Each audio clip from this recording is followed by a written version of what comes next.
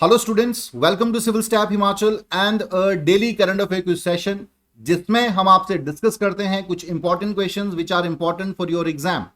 और इस सेशन को आपने डेली अटेंड करना है स्टूडेंट, बिकॉज हमारा ये जो सेशन है it will not merely help you to revise all the facts of current affairs, daily current affairs, but also whatever the doubts you have pertaining to the current affairs, वो भी आपके resolve होते हैं इस session के माध्यम से। और अगर आप डेली करंट अफेयर्स पढ़ना चाहते हैं तो आप हमारी वेबसाइट भी विजिट कर सकते हैं। तो चलिए स्टूडेंट, आज का सेशन शुरू करेंगे, but before that let us know bit about our comprehensive full length course.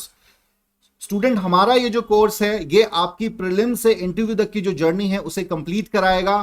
And 23 अगस्त से हमारा नया बैच, इस कॉम्प्रिहेंसिव बैच कोर्स का स्टार्ट हो रहा है, तो आप इस बैच को ज्वाइन कर सकते हैं। It includes 200 plus GS lectures, notes इसमें 3000 प्लस पेजेस को स्टूडेंट आपको प्रोवाइड कराए जा रहे हैं। 75 लेक्चर्स इसमें सी सेट के इंक्लूड हैं। टेस्ट सीरीज प्रीलिम्स और मेंस दोनों की ही इस कोर्स का हिस्सा है। करंट अफेयर्स मैगजीन प्रीलिम्स और मेंस दोनों ही आपको इस कोर्स में प्रोवाइड कराए जाएंगी। इवन मॉक इंटरव्यू सेशंस भी आपके इस कोर्स में जो है प्रोवाइड कराए जाएंगे। If in case you have any doubts pertaining to your preparation throughout the journey, उससे रिगार्डिंग आपके वीकली लाइव डाउट क्लासेस भी जो हैं वो लगाई जाएंगी, ताकि आपकी प्रेपरेशन में कोई दिक्कत ना आए। And the fee of this course is only 22,500 rupees. So you can avail the opportunity by joining this course. साथ ही साथ इस वीडियो को भी ज्यादा से ज्यादा शेयर करें स्टूडेंट, ताकि हर बच्चे जो घर बैठ के तैयारी करना चाहता है, प्रेपरेशन करना चाहता है, वो अपनी प्रेपरेशन सही प्रकार से कर सके। चलिए स्टूडेंट, शुरू करते हैं आज का सेशन फ्रॉम क्वेश्चन नंबर 1। पहला सवाल है, Sarchi Bandal hydro project associated with which of the following districts of Himachal Pradesh? हाँ जी students, option A Shimla, B Kangra, C Kullu, D Chamba. अभी रिसेंटली खबरों में रहा है सारची बांदल हाइड्रो प्रोजेक्ट।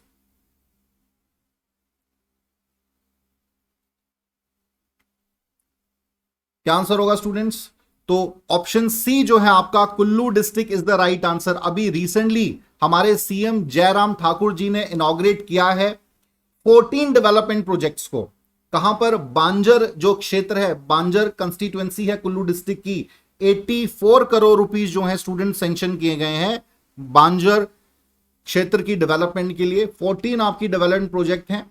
और अगर हम प्रोजेक्ट्स जो हैं आपके उनकी कंटेक्स्ट में बात करें तो 56.12 करोड़ रुपीस जो है डिफरेंट डेवलपमेंट प्रोजेक्ट्स में खर्च किया जाना है।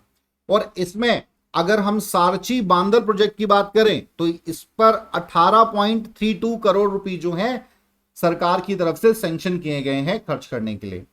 स्टूडेंट, जो टारगेट गवर्नमेंट ऑफ हिमाचल का है वो यही है कि इस बांजर क्षेत्र को जो है एक टूरिज्म स्पॉट बनाया जाए, ताकि पूरी दुनिया से जो अट्रैक्शन है, मनाली में तो आते ही हैं, बट साथ ही साथ कुल्लू के और क्षेत्रों में भी जो है ज्यादा से ज्यादा टूरिज्म को प्रमोशन मिल सके। आगे स्टूडेंट बात करेंगे, अगला सवाल, who has been appointed as a new chief secretary of Himachal Pradesh? Option A Ram Subhag Singh, Manjeet Singh, Yogesh Kumar, D Avinash Negi. हाँ जी स्टूडेंट, क्या आंसर होगा इस क्वेश्चन का? Ram Subhag Singh, B Manjeet Singh, C Yogesh Kumar, D Avinash Negi. अभी रिसेंटली अपॉइंटमेंट हुई है इनकी। तो स्टूडेंट ऑप्शन ए जो है राम सुभाग सिंह, इन्हें नया चीफ सेक्रेटरी जो है अपॉइंट किया गया है हिमाचल प्रदेश का। ठीक है, ये 1987 के आईएएस ऑफिसर हैं हिमाचल काडर के। इन्होंने अनिल खाची की जगह ली है। अनिल खाची जो है इनकी अपॉइंटमेंट स्टेट इलेक्शन कमिश्नर के तौर पर कर दी गई, इसीलिए राम जो सुभाग सिंह है इन्हें जो है नया चीफ सेक्रेटरी हिमाचल प्रदेश का अपॉइंट किया गया है। क्लियर है? तो ये दोनों ही सवाल इंपॉर्टेंट है क्योंकि स्टेट इलेक्शन कमिश्नर भी नए बने हैं, अनिल खाची, ये भी याद रखेंगे स्टूडेंट। अगले सवाल की तरफ बढ़ेंगे, Jazba-e Tiranga of Indian army is a? Option A marathon, B defence exercise, C war memorial, D weapons exhibition. हाँ जी स्टूडेंट्स, क्या आंसर होगा इस क्वेश्चन का? ऑप्शन ए मैराथन है, defence exercise, war memorial, weapons exhibition. बहुत इंपॉर्टेंट है ये। So option A student marathon is the right answer. अभी रिसेंटली जो है जम्मू कश्मीर क्षेत्र में 400 किलोमीटर जज्बाए तिरंगा जो है रिले मैराथन का आयोजन किया गया है, ठीक है। और इसे लीड जो कर रहे थे वो है major general Rajeev Puri, general officer commanding ace of spades division के, ठीक है। अब इसमें बेसिकली रहा क्या, तकरीबन 300 ट्रूप्स ने पार्टिसिपेट इसमें किया है, close to the line of control, tricolour carry किए हुए थे उन सभी ने, ठीक है। और स्पेशली जो इसका प्राइमरी ऑब्जेक्टिव था इस रन का, इस मैराथन का, वो था कि जो स्पिरिट है ब्रदरहुड की सोल्जर्स के बीच वो बनी रहे, ठीक है। और ज्यादा से ज्यादा एंथुसियाज्म जो है सोल्जर के बीच इन क्षेत्रों में बना रहे, ये बहुत इंपॉर्टेंट है। तो बहुत ही फाइन ये एक रिले का आयोजन किया गया है इस पूरे क्षेत्र में। चलिए स्टूडेंट अगले सवाल की तरफ बढ़ेंगे। World humanitarian day is observed every year on, option A 14 August 17, August 18, August 19, August 20। Humanitarian day students,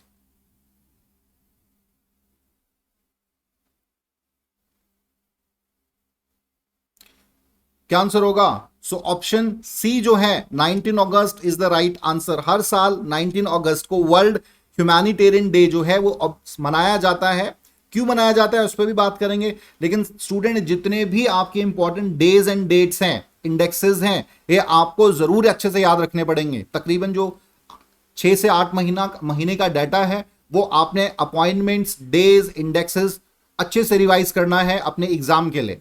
तो बेसिकली इसे इसलिए सेलिब्रेट किया जाता है कि भाई जिन लोगों ने, जिन पर्सनालिटीज ने ह्यूमैनिटेरियन के लिए अपनी जानें गंवाई हैं, उनको याद करने के लिए साथ ही साथ ज्यादा से ज्यादा लोगों के बीच ये भावना प्रचलित की जाए, service of mankind is important if we wish कि वर्ल्ड पीस की हम बात करते हैं, हम बात करते हैं कि भाई हम ऐसा राष्ट्र बनाएंगे जहां पे कॉपरेशन होगा। गांधीन थॉट के अकॉर्डिंग महात्मा गांधी जी ने भी बड़े सुंदर शब्दों में कहा है, लेकिन ये तभी संभव होगा जब हर व्यक्ति के अंदर ह्यूमैनिटेरियन भाव का जो भाव है वो रहेगा, ठीक है। तभी कॉपरेशन हो सकता है, तभी म्यूचुअल ट्रस्ट जो है वो बना रहेगा। अब बेसिकली दो चीजें याद रखनी होती हैं स्टूडेंट, एक तो डेट और दूसरा जो है वो आपका रखेंगे आप इसकी थीम क्या है। सो द ह्यूमन रेस, ठीक है, the human race is basically the theme of this year world humanitarian day. अगला सवाल जो है, in a recently publish report of 50 most polluted city in the world in 2020 which Indian city has been second most polluted city of the world? Option A Delhi, B Ghaziabad, C Kanpur, D Jammu. हाँ जी students, answer करेंगे, बहुत ही important सवाल है ये। सो अभी recently जो आपकी रिपोर्ट आई है, ठीक है, सो उसके तहत जो गाजियाबाद क्षेत्र है वो दुनिया का दूसरे नंबर का सबसे पॉल्यूटेड सिटी डिक्लेयर किया गया है। अगर स्टूडेंट मैं 15 पॉल्यूटेड सिटीज की बात करूं, if I am talking about the most 15 polluted cities of India, of the world sorry, तो उसमें से 13 सिटी जो हैं वो केवल मात्र इंडिया की हैं और 2 सिटी जो हैं आपकी चाइना की हैं। अब मैं आपसे यहां सवाल भी पूछना चाहूंगा स्टूडेंट्स कि दुनिया की सबसे पॉल्यूटेड सिटी जो है उसका क्या नाम है और कहां पर है वो, ठीक है। एयर क्वालिटी जो इंडेक्स है उसने अपनी ये रिपोर्ट दी है, आंसर करेंगे। दूसरे नंबर पर तो गाजियाबाद है, पहले नंबर पर जो है स्टूडेंट वो है होतान सिटी, ठीक है। टॉप 10 में 9 सिटीज इंडिया की हैं और पहले नंबर पर जो है होतान सिटी चाइना में, और उसके बाद सभी सिटीज जो हैं आप देख सकते हैं, गाजियाबाद है, देन बुलंदशहर, बिसरख, जालंधर, भिवाड़ी, नोएडा, ग्रेटर नोएडा, कानपुर, लखनऊ, दिल्ली।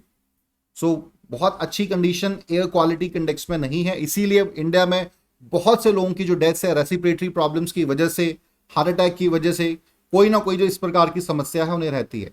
अब इसका सबसे बड़ा कारण क्या है? Particulate matter. पर्टिकुलेट मैटर जो है 2.5, ठीक है, वो बहुत ज्यादा बढ़ गया है बहुत से इन सभी क्षेत्रों में, और बिकॉज ऑफ दैट जो पॉल्यूशन है वो बहुत ज्यादा जो है, मतलब सांस लेने वाली अब हवा रही नहीं है इंडिया में बहुत से एरियाज में, ठीक है। तो बहुत ज्यादा काम इस क्षेत्र में करने की आवश्यकता होगी। ग्रीन एनर्जी को प्रमोट करना बहुत इंपॉर्टेंट है, ज्यादा से ज्यादा प्लांटेशन बहुत इंपॉर्टेंट है, और कहीं ना कहीं क्लाइमेट चेंज पर भी काम करना पड़ेगा और बहुत सख्ती से सरकार को कदम उठाने पड़ेंगे। ठीक है, जो एनवायरमेंट लॉज हैं उनका किसी भी प्रकार से जो है हनन नहीं होना चाहिए। अब यहां पे एक और सवाल स्टूडेंट बनता है कि भाई दुनिया की सबसे पॉल्यूटेड दुनिया का सबसे पॉल्यूटेड कंट्री कौन सा है? तो इस लिस्ट में भी साउथ एशियन कंट्री ही आता है, हमारा पड़ोसी देश बांग्लादेश। दुनिया का सबसे पॉल्यूटेड जो देश है वो बांग्लादेश है, followed by Pakistan, India and Mongolia. तो बहुत अच्छी कंडीशन जो है एयर क्वालिटी कंटेक्स्ट में वो भारत की नहीं है। क्लियर है? और साउथ एशिया की भी बात करें तो साउथ एशिया में भी एयर क्वालिटी जो है प्रॉब्लम्स इशू है। चलिए स्टूडेंट अगले सवाल की तरफ बढ़ते हैं। Who has been awarded the national youth award this year? Diksha Shinde, Sushil Kumar, Mohammad Azam, none of the above. Diksha Shinde, Sushil Kumar, Mohammad Azam and none of the. What shall be the right answer student? Answer करेंगे। सो सी स्टूडेंट, मोहम्मद आजम जो हैं उन्हें नेशनल यूथ अवार्ड से नवाजा गया है। इससे पहले भी इन्हें इंदिरा गांधी एनएसएस अवार्ड दिया गया जा चुका है जब प्रेसिडेंट थे प्रणब मुखर्जी जी। ठीक है, हमारे फॉर्मर प्रेसिडेंट। मोहम्मद आजम जो हैं करीमनगर डिस्ट्रिक्ट तेलंगाना से इनका संबंध है और रिसेंटली इन्हें अवार्ड दिया गया है नेशनल यूथ अवार्ड।